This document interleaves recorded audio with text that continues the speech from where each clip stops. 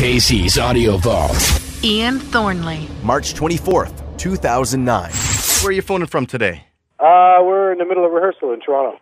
Now, last time we talked, I spilled hot coffee on your arm. How is that doing? I'm actually scarred for life. You'll be hearing from a team of lawyers. You were able to play with Lenny Kravitz okay, though, that night? Oh, yeah. No problem. Now, we're very happy that Thornley's on the bill for Rock on the Range, June 27th at the Stadium. We got a whole bunch of bands. And for the listeners, early bird specials on Saturday, $59.50 for general admission on the field. Winnipeg's happy to have you back. Yeah, I'm so psyched to go, man. It's going to be killer. I just heard a couple days ago the other bands that are going to be on the bill, and I'm psyched. Now, I'm assuming this is part of a full-scale Thornley Canadian tour? No, we haven't really pulled the trigger on that.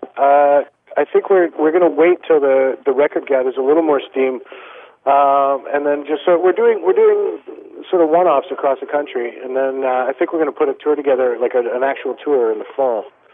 But we are going to be out playing anywhere and everywhere until then. So. Now, with the new Thornley album, Tiny Pictures, am I right in sensing there's kind of a traveling theme? Well, yeah. I mean, traveling in many different ways, like both geographically and physically, and then sort of mentally and emotionally. So, yeah, it covers a lot of ground. Because you got the album art with the stamps and the suitcases and yeah, well, that's Storm Thorgerson, the guy who did the artwork. He's kind of an out there designer, and of course, when he heard the album was going to be titled "Tiny Pictures," he said stamps are the tiniest pictures there are, aren't they? I said, well, certainly, okay. Sure, go with it. Yeah. No, did you Come Again? That came out about 5 years ago now. Did you? Yeah. Did you do some traveling in that time? Yeah, we did a lot of work on that record. A lot in the U.S. We did some stuff in Europe, and then tons of stuff in Canada. So it was a long time coming for this record, certainly. So you didn't spend a year in your living room filling it with sand and growing a beard? No, none of that. But I did do a lot of just sort of sitting around and getting really frustrated. So, being a musician, you can always find something to do in your spare time. So it must be pretty great after all this work. Now you can get out and play the stuff you've been working for live. Yeah, I'm really, really excited to just to get out. We got a great vibe happening and a great group of guys, and it's everything is sounding killer. And it's just sort of one of those things that it's like riding a bike, Pardon the personal question, but I'm sure a lot of the ladies listening are wondering if you are a single man. No, I'm married. You're married? How long have you been married? 4 years. 5 years. Yeah. And what'd you guys do for Valentine's Day? Did you hook up something nice for her? Not really, no. It kind of came and went. Come on. Tell the ladies you're a romantic. I am, but in my own mind. Outwardly, I'm just too bloody lazy. The first single from Tiny Pictures. You know what? If I was single, I'd be really romantic. Yeah, well, I guess you've got a wife. You don't have to try so hard anymore. Exactly. The first single from Tiny Pictures, Make Believe, it's huge right now on the Canadian charts. Now, was that one of the songs that you knew would strike a chord? I think so, yeah.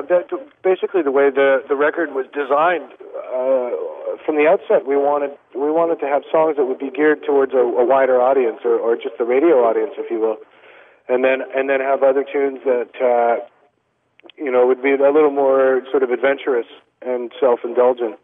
So it was kind of like from the outset we wanted to certainly have songs that we would know that would be singles, and that was one of them for sure. I love the children's choir on the opening track. Yeah, it's a little creepy, right? Yeah, was there a list of things that you wanted to include on the new album? Like, I want to get a children's choir, I want to use slide guitar, and not really. It just sort of those things kind of show up, and then the opportunities come out of just the possibility of it, right? So it's just like, it would be cool here. And then the idea kicks around for a little while, and then somebody says, well, actually, my daughter's in a church choir, so get a bunch of kids down here. And before you know it, we've got it's dripping with creepiness. I love it. There has been some comparison with your voice to Chris Cornell, and now there's a bit of some fans are not enjoying his new album. Have you heard Scream? No, I haven't. I've been hearing a lot of people ripping on it though, but I haven't heard it, so I can't really say. All right, I bet you have heard it. Honestly, I haven't. I wish I had though, because I'm really curious if it's causing this much of a stir. Maybe. I don't know. Maybe his wife's calling the shots for him. I don't know. That may be the case. It's just that everybody that I've heard talk about it hasn't said positive things. They've all been really, really mean. A lot of expletives. Is like, that? Dude, you used to be in Soundgarden, man. Now you're singing songs to your puppy dog.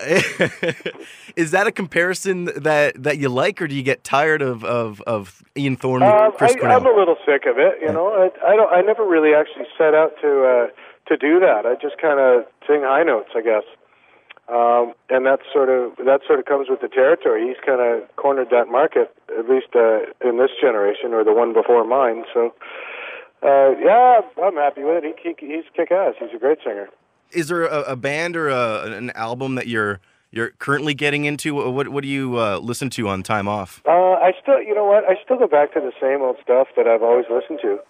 I'm currently on a big Police kick, so I've just been just rolling through the old Police records.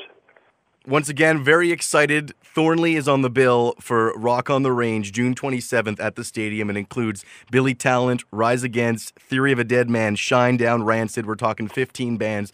Now, Winnipeg hasn't seen a stadium show in nearly 10 years, so we are anxiously awaiting you guys.